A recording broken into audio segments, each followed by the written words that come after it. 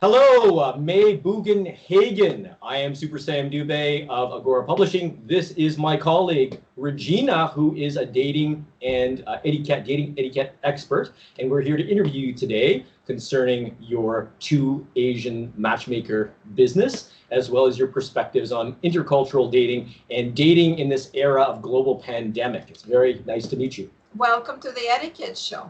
Thank you. Glad to be here. So we were talking a little bit before we started filming and asked you a little bit about your business. Can you tell us about your business and the motivation behind it? Yes, absolutely. Two Asian Matchmakers was founded in Los Angeles about 11 years ago. And the whole purpose was, I'm Asian American and I'm a woman. And when I was single, just had trouble dating. So I thought, wow, what a great way to help other Asian women out there who want to meet a great guy. So the whole focus of Two Asian Matchmakers is to help men of all ethnicities meet Asian women and get married and have babies if they wanted and live happily ever after. As I mentioned to you before, my mother is born and raised in the Orient and of Chinese descent, and I'm a 13th generation French Canadian on my father's side. But why is it that you felt that Asian women needed help? I mean, I know personal experience, but what are some of the particular challenges that you faced and that you saw other Asian women face in the dating scene? Is it the cultural background? Is that the cultural background with the Caucasian people that they don't understand the tradition? Or maybe they want to date Asian guys too. You never know, right? Or black guys. Exactly. Any other kind, They right? can date whoever they want. Well, mainly just growing up, you were always taught to get good grades, listen to your parents, respect the elderly, and just put your head down and work really hard in school and get straight A's or B's and just go ahead and finish school, get a good degree, come out and graduate and get a great job.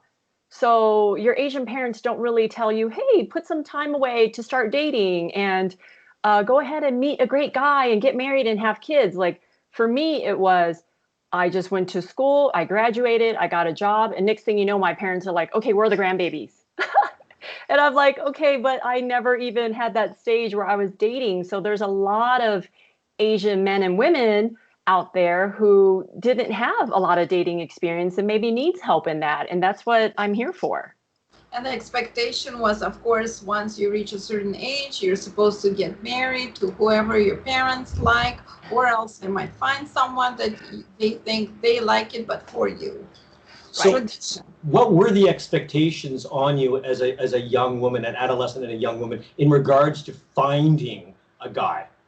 What were the expectations? Yeah. They wanted you to want to have kids. They wanted to have grandkids.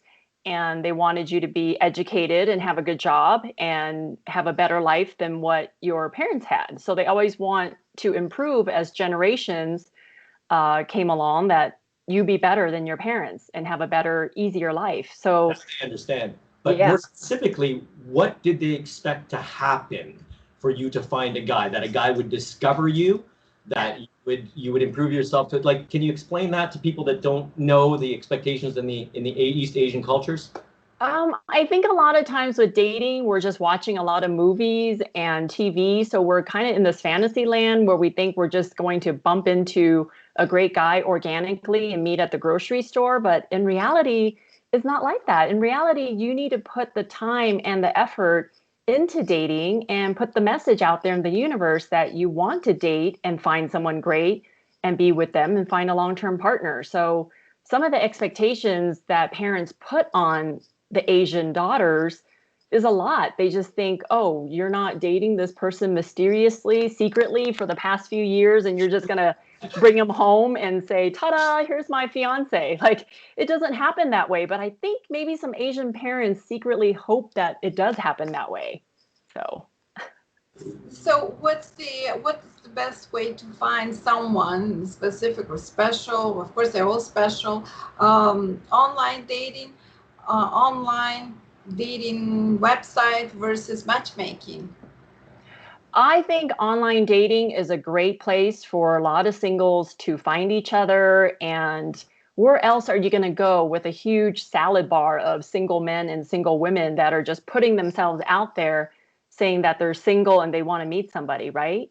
A lot of times, maybe an online dating platform isn't taken seriously because there are so many people, and maybe you can't be more serious in finding the match. So that's where people come to a matchmaking company like Two Asian Matchmakers, and that's when I'm the middleman for them. So I help sell them, I help advocate for them and represent them and vet the men for them. So it makes it a lot easier where it's like a friend introducing you to somebody, and it just takes the guesswork out of it because I already tell the men and women, okay, this person wants kids. This person thinks religion's important. This is what they want. These are their values. These are their key life values. These are what they don't want. So a lot of times with matchmaking, that makes it a lot easier. I just send them an email and say, hey, here's a great man or woman that wants to meet you. What do you think? And then we go from there. Now, because you mentioned that there are particular challenges to being an Asian woman, East Asian woman, you can assume that Asian women, there may be a trend as to what they're looking for as well. So do you see that, or do their desires and aspirations range across an entire spectrum, or do we have some trends? I think what Asian women want is the same thing what non-Asian women want. They want a tall guy, someone successful, someone educated. Like all these things are still very important, but we dig a little bit deeper and say, okay, well, what do their families do? Are their parents still together? Do they attend church? Are they active in the volunteering community? Like all those things add up to like the big picture for them. So isn't it more important for them to find not the outer experience, outer look? It's more like the inner look. What does he have? What kind of person he has? What values he has? What traditions? What culture he brings with him, rather than the outside look. That's sometimes that's what women are looking for. Well, in later years, to find a great match. right, Regina, that's excellent point. Traditions and culture makes up a huge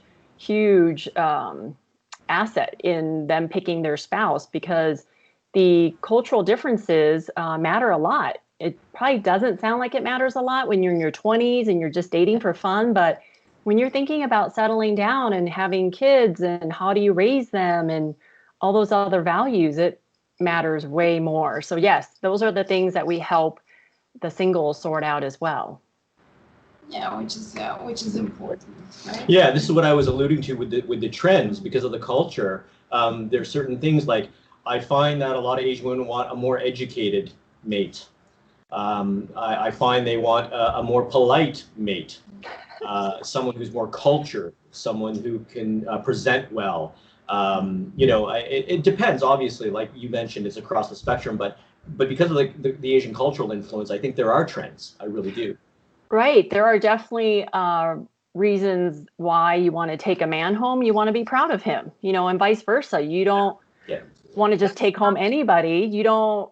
A lot of Asian men and women are pretty private when they're dating. So when you bring home somebody, it's a big deal. It's not just, hey, let's all have dinner and just get to know each other. It's like, hey, here's a potential of my future spouse if I bring them home. So it means a lot.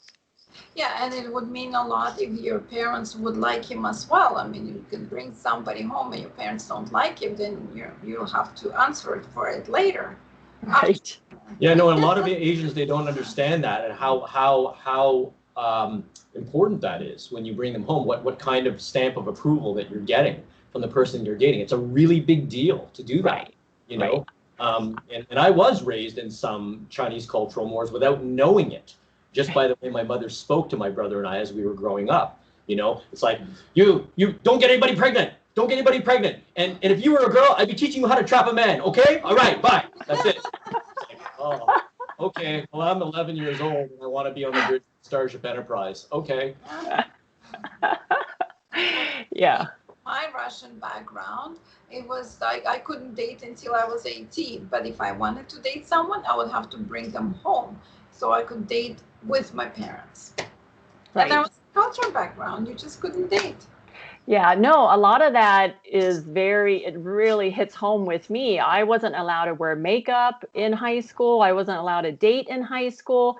So all of a sudden you're in college and you don't even know how to wear makeup. How am I supposed to attract a mate? So there are a lot of things that I feel like at Two Asian Matchmakers with my company that we can help a lot of the Asian women. Like, let's get her nice photos for her dating profile. Let's help her arrange her dating profile, and let's highlight some of these things about her. And there's a lot of ways to put your best foot forward in dating. And that's my job, is to help the men and women do that, and for them to find somebody, hopefully in a short period of time. How do you screen the men?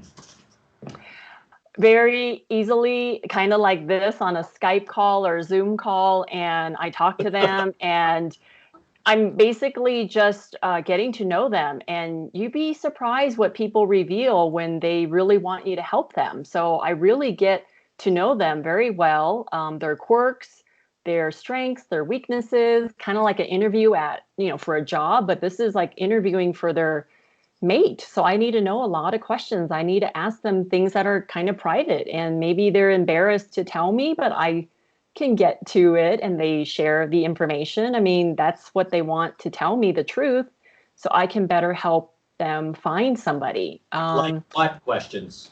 What questions? Like, okay, what is your ideal partner? What are your must-haves? What are your deal breakers?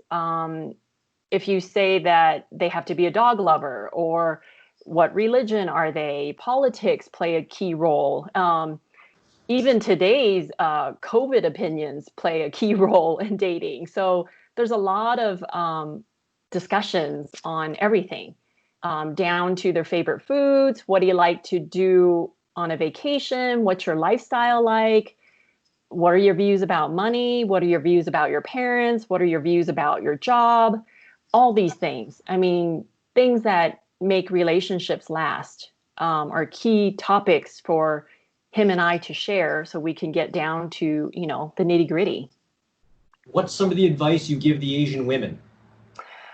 I feel like Asian women, and all daters alike, just need to be more open. So whoever is asking you out or showing interest in you, that's who you're attracting. Like, they already want to be with you. Like, you're halfway there. Like, they already want to spend time with you.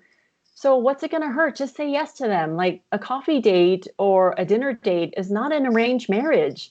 It's like, there's nothing wrong with just going out there and see what they're like and have a great dinner with somebody. And if you can't have lunch or coffee or dinner with somebody, then maybe you're not ready to date. Because if you can't spend an hour with somebody just talking about life or the weather or current events, then maybe you shouldn't be dating. But if you are open to meeting somebody, then yeah, just give them a chance. Because when I started seeing my husband, I didn't know he was going to be the one. Come on. Like, how do you know if someone's going to be a good father or husband in like 90 minutes? You just have to give someone a chance. That's the bottom line with dating.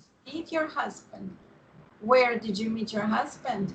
I met my husband at my old job. So we've been together 13 years. And but that's the thing. A lot of people are fortunate enough to meet in college, or maybe at a job after college, or friends of a friend, friends of family. But there's also a lot of people that kind of miss that window where they didn't meet their spouse in college, or they haven't met the one at work because all their co-workers are the same gender. So that's where matchmaking comes into play, is like, okay, you kind of missed the ball there, but let's help you now going forward. Okay, let's talk about the dating etiquette. When you put two people together and they're going on a first dating, on the first date, how many minutes would you advise them to keep it up to? You really love the minute thing, don't you? You want to break it right down to numbers, right? I don't know how you feel about that. I don't know. I like the no rule thing. Yeah.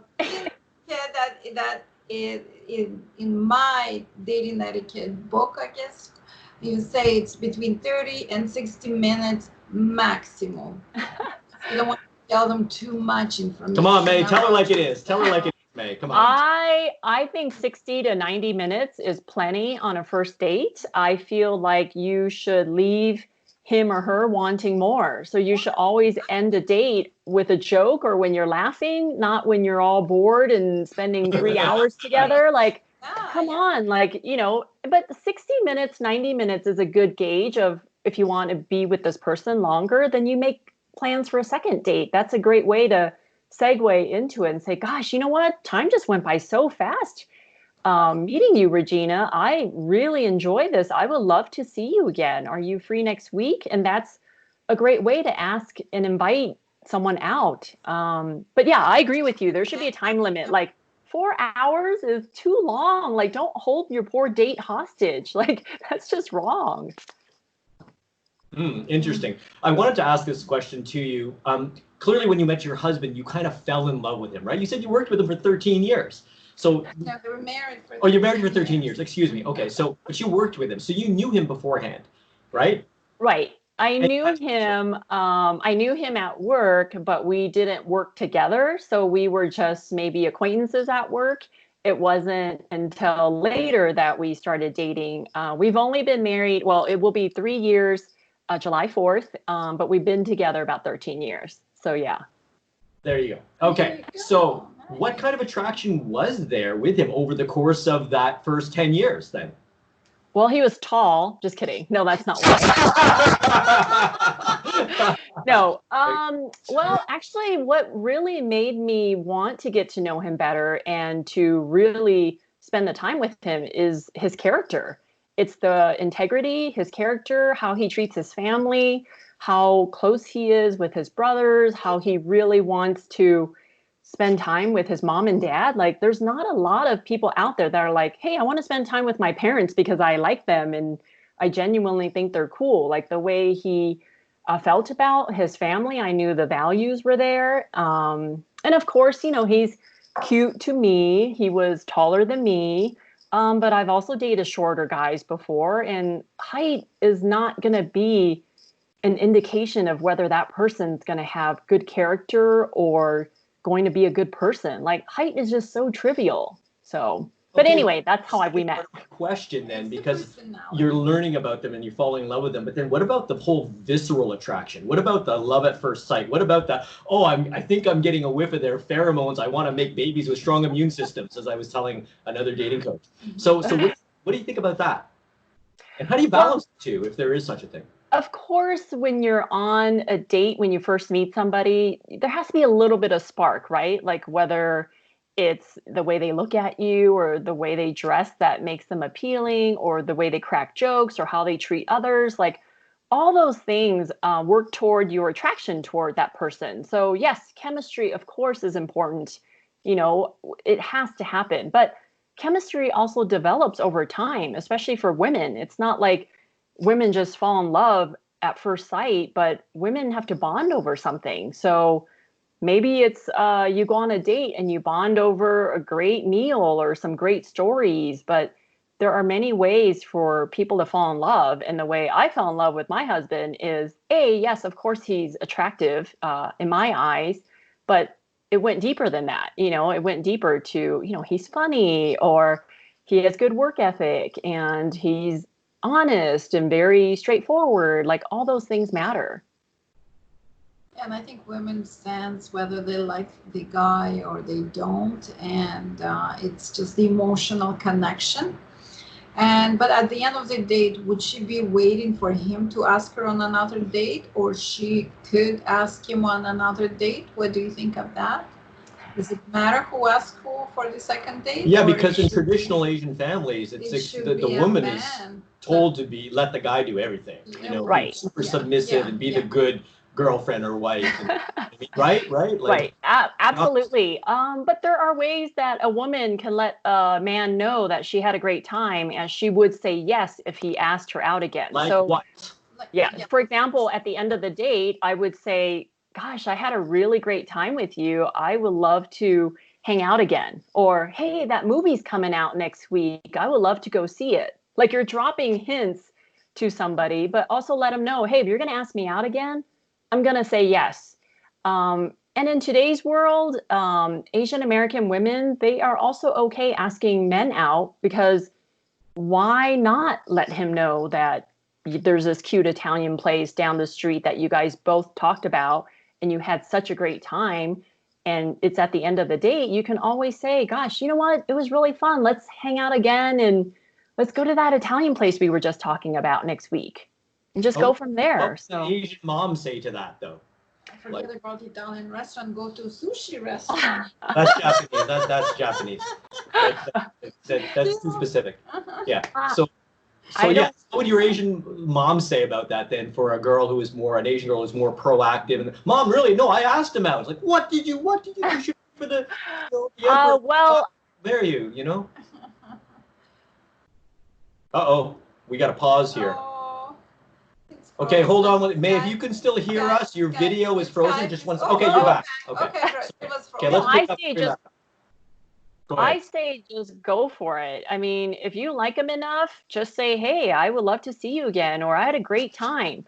And then you part ways, giving him a nice hug, and just let him know, a nice smile, and say thank you. A lot of times we forget all the basics of dating.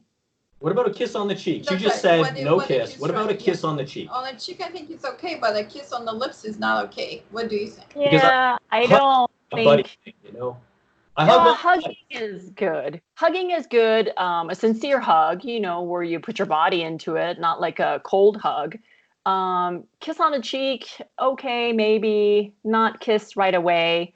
I know a lot of Asian women would rather maybe kiss on the third date, not even the first or second date. So yeah, it's better to leave him wanting more, because, you know, work your way up to the third date. That's when you're going to get a kiss.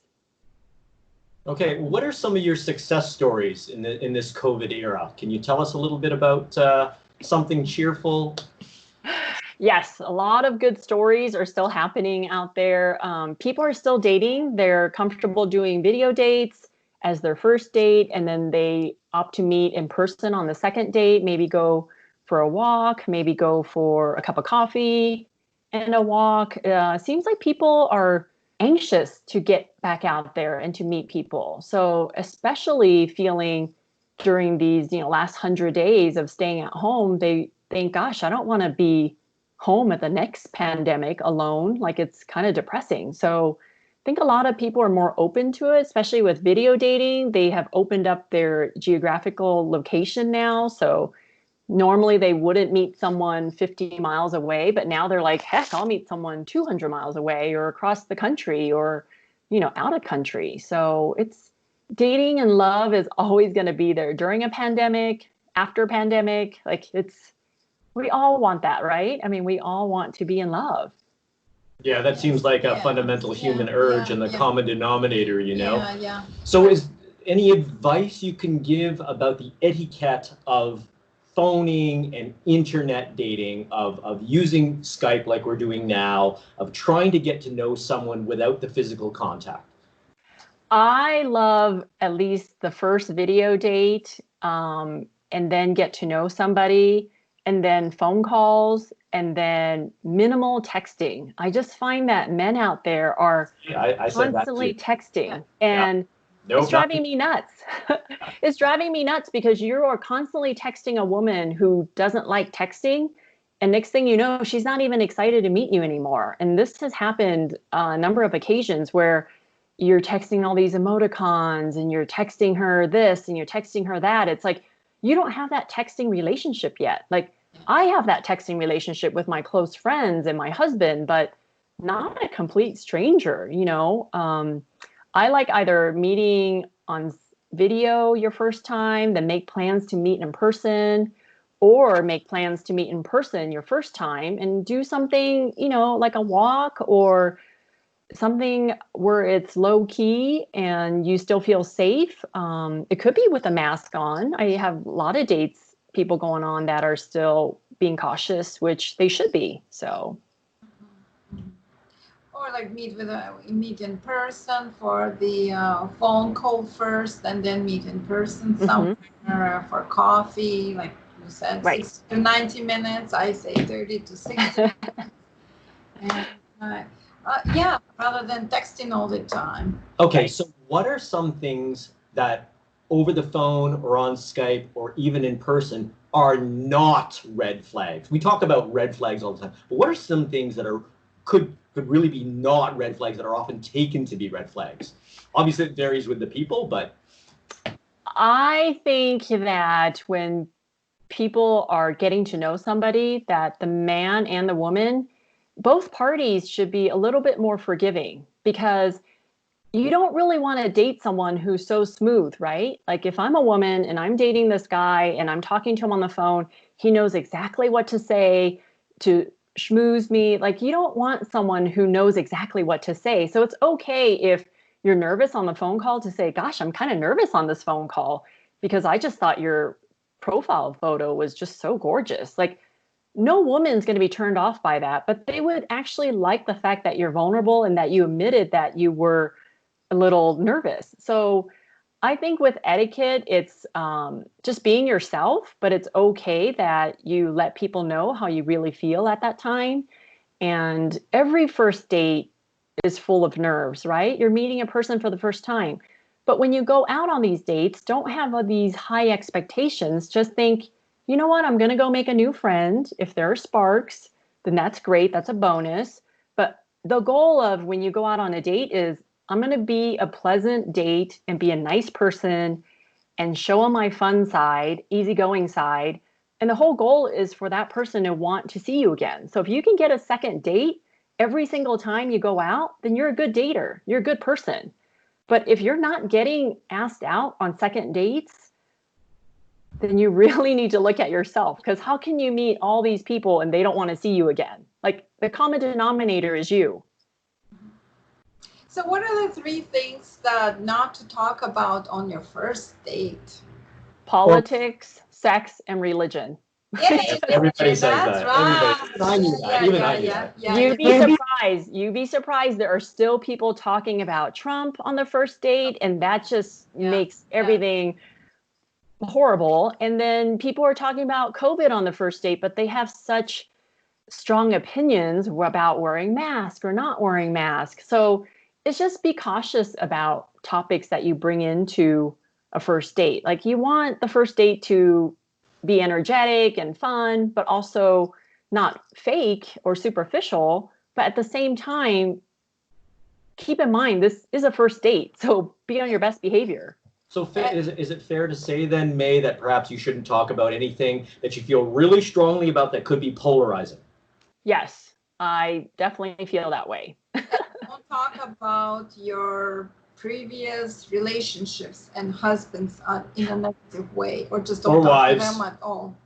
Yeah, that you don't need to talk about exes. I mean, the only thing that you can or should say is, yeah, our relationship didn't work out, but I learned a lot. I think I'm ready to move on. Like just, if you're neutral about it, or you wish that person well, then you're ready to move on. If you're still angry or bitter and you tell your date that you're angry and bitter still, then you're probably not ready to date yet. So those are just self-policing policies that you can do on your own to make sure that you put your best foot forward.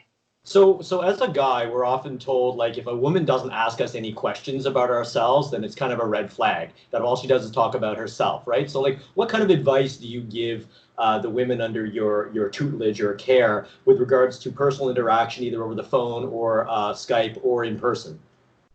I'm so glad you brought that up, because I think dating is all about asking questions, right? That's how you show that you have interest in the other person. It's no different than when you make a new friend, a platonic friend.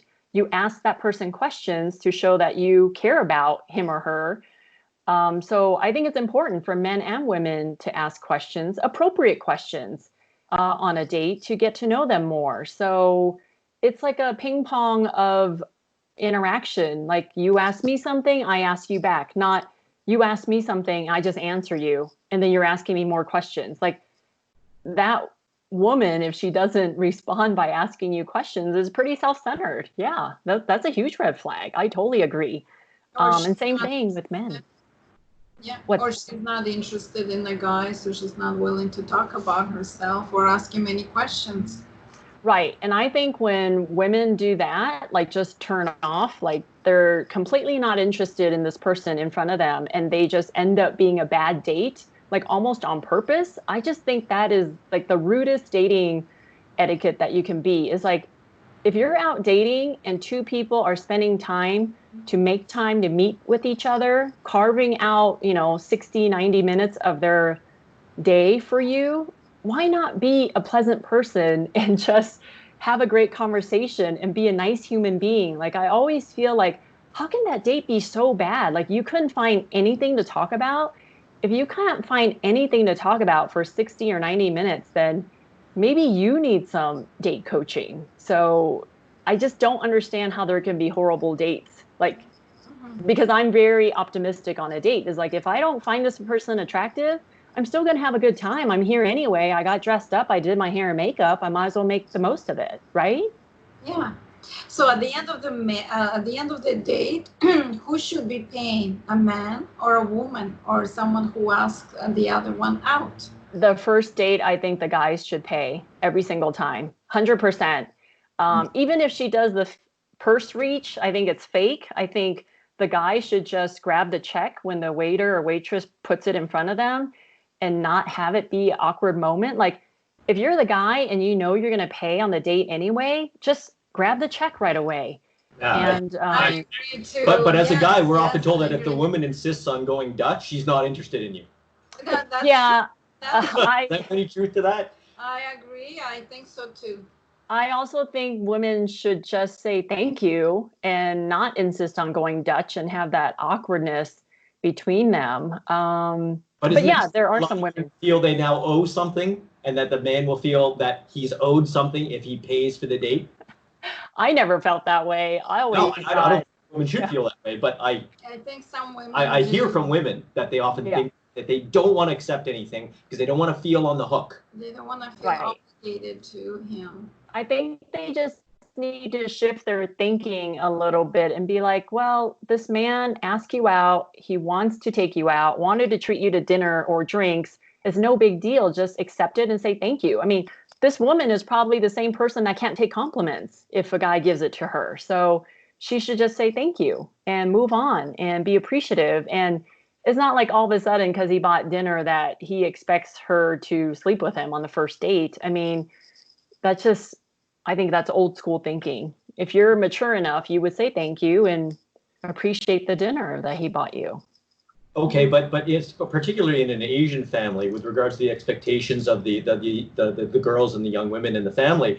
You talk about tradition and old school thinking. With regards to physical intimacy, then how do you deal with that and your clients? What do you tell them? Well, I tell them that they should date as many people as they want, even 2 or 3 at the same time, if you're not sleeping with somebody.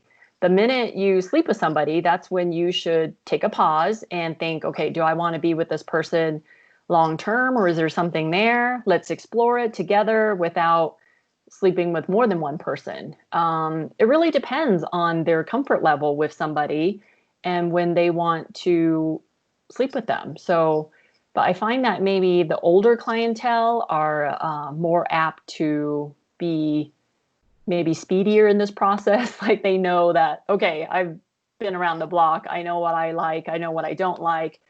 I'm willing to sleep with this person, first, or I mean, not first date, but second or third date or whatever. So it just really depends on the person. I can't really put a number on it as much as Regina wants me to put numbers on stuff. She does. She's itching. I can feel her shaking here, wanting a number to come out of this. She's got her own set of rules What here. is that number? Is it 5? Is it 10?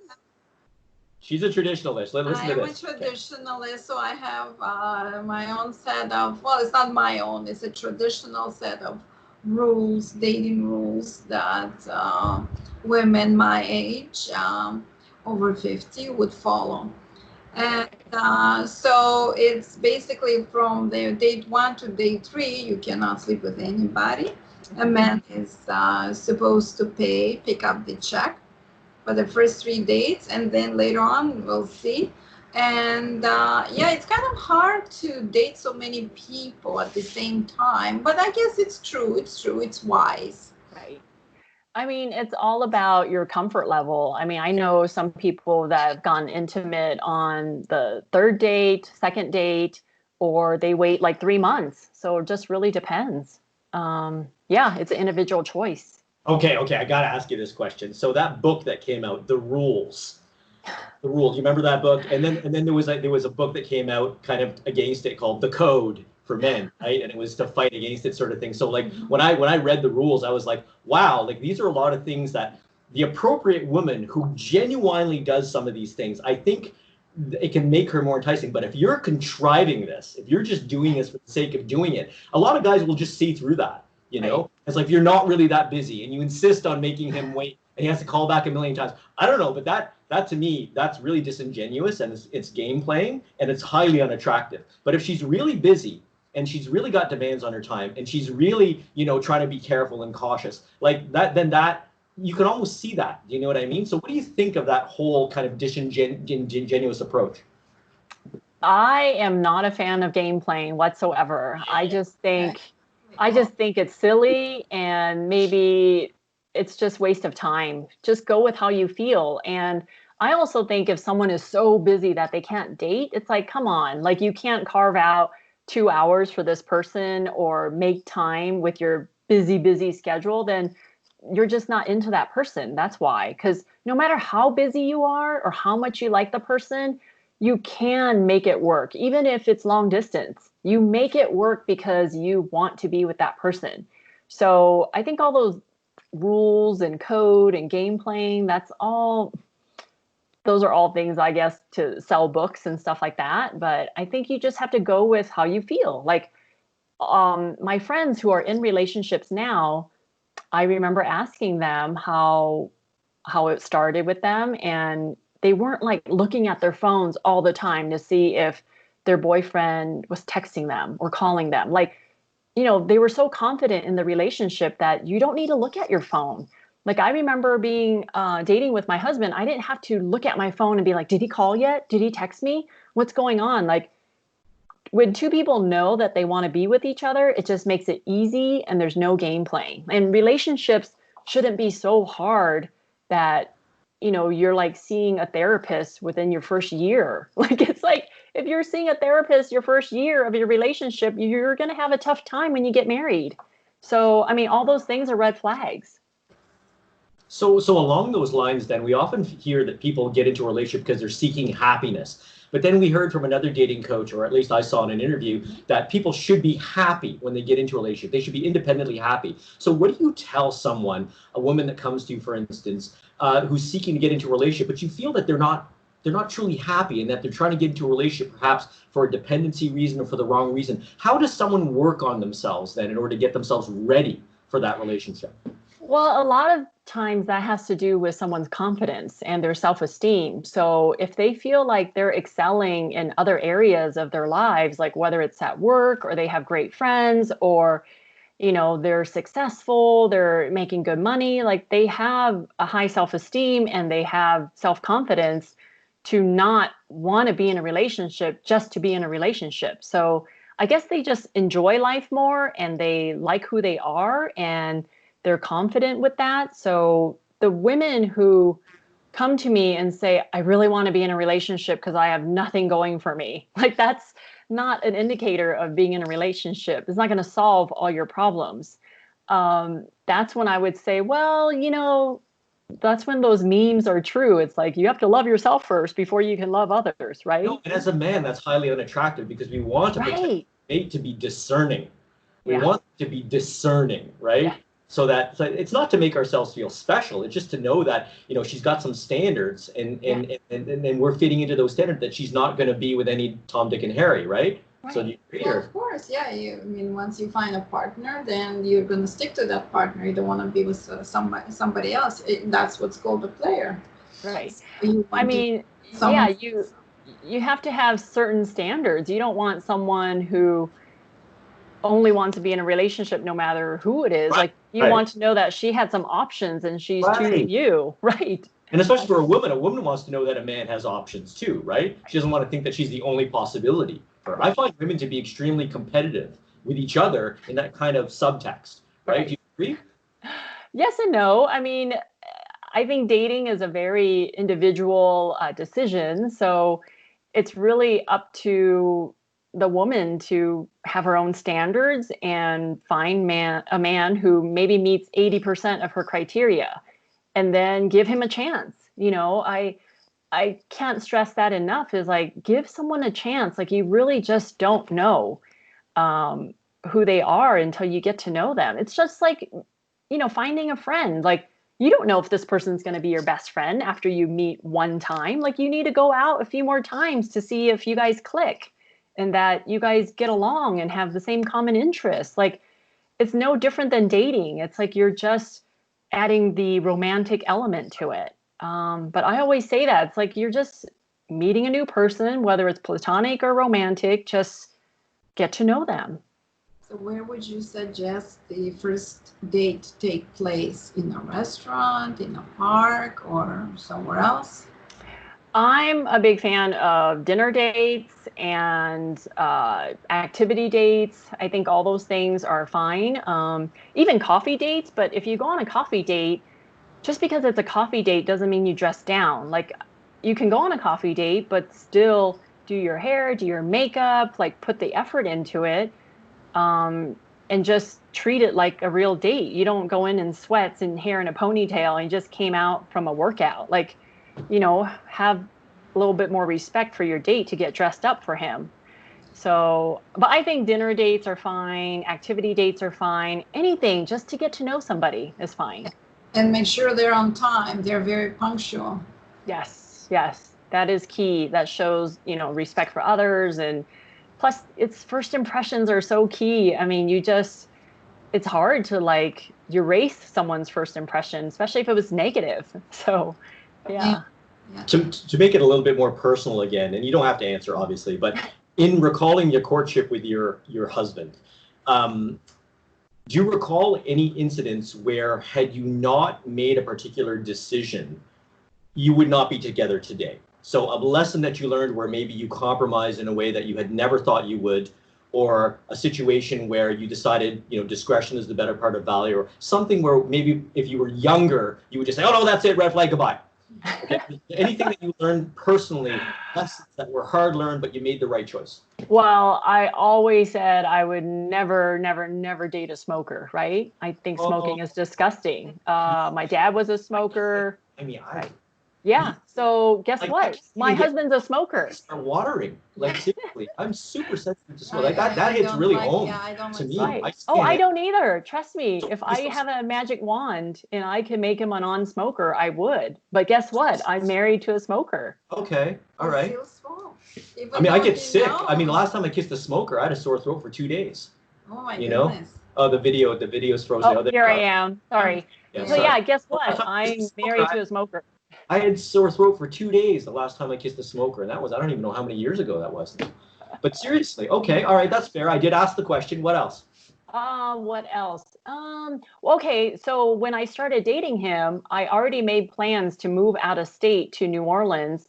And guess what? We dated 10 days in a row before I moved to New Orleans, and he was in Los Angeles. So again, you just don't know what's going to happen in life. Like, you just go with how you feel. And we made it work for a year dating long distance. Wow. After just being together for 10 days. And that's why when people are like, I don't want to meet someone, they're like 30 minutes away. I'm like, are you kidding me? Like, distance shouldn't be an issue. Yeah. Okay. Wow. And then to extend that question, if you permit me, Regina, and then are there any other, I don't want to say rules because that's so definite, right? So, but do you have any other guidelines or principles that we haven't spoken about in this interview today that you would like to mention? Yes, if you're an Asian woman and you just want to be a great catch later on in life, if you don't know how to cook right now, learn how to cook. Like, I mean, that is so, yes, it sounds so submissive or it sounds so non-traditional, but I told you. Yeah, if you just know how to cook some things, that's great. If you have a desire to learn how to cook, that's even better. Like, that is such a great quality to have, a man or woman, actually, to know how to cook when you're with your significant other. That's like a beautiful thing you could do together. It's a thing you could do for him. I know it sounds so traditional, but I just feel like, man, I wish I learned how to cook way back when, but I didn't learn how to cook till 5 years ago. But I feel like my husband's a lot happier now that I know how to cook than when I didn't. And that's such an easy thing to do, like such a good thing to have under your belt. I'll support that, definitely. Right. Yeah, absolutely. Yeah. And, So I have a question. Sure. Cell phones. Let's talk about cell phones, because I know millennials and Generation Xers going on a date, they always have their cell phones with them. So here you are, you're sitting there talking to your date, and the cell phone rings and he picks it up. Like, should he pick it up or no? I'm against cell phones as well. When you're going on a date, leave your cell phones away. oh my God, I had that happen to me just recently. And you know, a few months ago, yeah, I was sitting there, we're eating. No, her phone rang. And she picks it up. She goes, I just need to get it. And I'm like, okay, if it's an emergency, I understand. You know what I mean? Yeah. If my mom or dad calls and they're older, and I get worried. And if there was one time if I didn't pick up the phone, my mom wouldn't be with us today. So I have no regrets of doing that, okay? But she picked up the phone and she talked for a little bit, said a few things that were a little bit too intimate, and they said, oh, I'm sorry, that's a friend of mine who's seeing me after we're done. I said, what do you mean? She goes, oh, this is a friend of mine, he's meeting me at my place. You know, I don't have to dress up for him or anything. I can be in my pajamas. I'm like, what? She goes, oh, he's like my best male friend. And I'm like, really? So after our date, you're going to meet your best friend at home in your pajamas to watch videos. Oh. Okay, that was the last date we had. That was the last date we had. Okay, and I thought things were actually going pretty good up until that point. But she didn't even realize what she did wrong. She didn't. Maybe she wasn't thinking either. No, because for her it was okay. It was like, oh, I'm not interested in this guy at all. But how do I know? Yeah. How do I know I'm not playing? Right? You know, and yes, I did pay for the chicken wings and the, you know what I mean? Like I did, you know, and yeah. So anyway, sorry. Did she call you back? No, men are supposed to make the move, right? But she didn't call you. So, no. Did she text you to say thank you? We did exchange a few texts after that, and I just let it slide. Okay. Yeah. You know, yeah. Well, I agree with what you said. We'll put it that way. If you know you're going to get maybe an emergency phone call or whatever, you can say, I'm only going to answer the call if so-and-so calls me because I've been expecting this call all day or I've been waiting for it. And that can be it, but that's few and far between. Like that'll happen maybe once every 50 dates, you know? So just put your phone away, put it on silent, even if it's hooked up to your watch. Like don't be tempted to look at your watch. Just discontinue the setting on there and just be a good dater, because this is your first impression. Yeah. And put your phones away. I agree. I totally agree. Certain occupations, like I'm a physician, and when I went through medical school, it's like they used our cell phones as a pager. It would be a very good catch. Do you know what I mean? Oh, I appreciate that. Thank you. And I'm very picky. I'm very picky. So, you know, I had to have my phone there, right? Because like you're on call a lot and everything. Right. I mean, I even went to try to watch UFC and I just kept getting paged. And I was like, okay, this just isn't worth it, you know, anymore. I'm just going to sit in the hospital and wait for something to happen, which it always did. So, well, that's when you would tell your date, hey, I'm on call today, so I might be interrupted. But at least let her know that ahead of time. And that way she knows, not just when it rings, you pick it up, you know, like just let her know ahead of time. Yeah. Be courteous. What would you expect if if it's the other way around? Yeah, no, and you try not to divulge too much, and you try not to come across as, oh, I'm so busy, therefore, you know what I mean, right? Because that's a very off-putting, off too, right? And I've had that happen with girls I've gone out on coffee dates with, where they're like, oh, I have to do this. I was like, okay, so I'm not a priority. Thanks, you just let me know. Appreciate it. Yeah, that's where that's going. Gone. Right? So. Sorry, go ahead. You have more no. I want to. We're running out of time. Okay. Yes. All right. So we could clearly talk to you forever, and I found this really, really great conversation, and I'd love to chat with you again in the future sometime. Is there anything else you would like to add, May Bugenhagen? Just if there's anyone out there who want to date Asian women, it's free for Asian women to be listed in my database with 2asianmatchmakers.com. Fill out a profile. Doesn't matter where you are, in Los Angeles, in Colorado, New York, all We're in over Canada. the US. Yeah, we're in Canada. We're in Canada. Yeah, in Canada, I have men who are looking for quality Asian women all the time. And I also would love to work with men anywhere in the world who want to date Asian women. I have a huge database of great Asian women. And yeah, look me up. I love to help. Okay. Sounds good. Well, thank you so much for spending time and talking to us today at the Etiquette Show. And on behalf of Regina and myself, Sam Dubé, thank you so much for your time and participation. And we look forward to applying your lessons and perhaps chatting with you again in the future. And reach out to us sometime. Let us know how it's going. Okay, May? Absolutely. Love it. Thank you, you guys. Thank you so much. Thanks. Be safe. Be safe. Bye. Bye.